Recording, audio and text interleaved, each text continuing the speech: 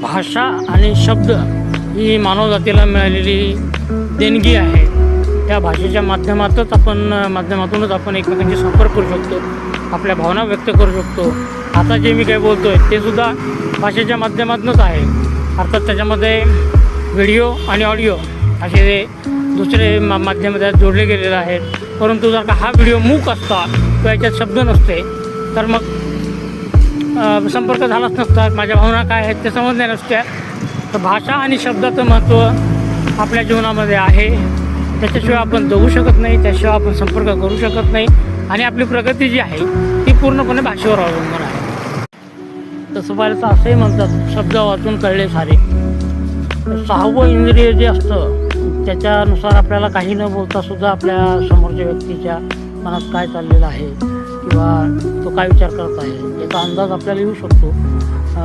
पण त्यासाठी सहावं इंद्रिय जे आहे ते जागृत असायला हवं तर आपल्याला समजू शकतं. पण तरीही भाषेचं महत्त्व हे अनन्यसाधारण आहे.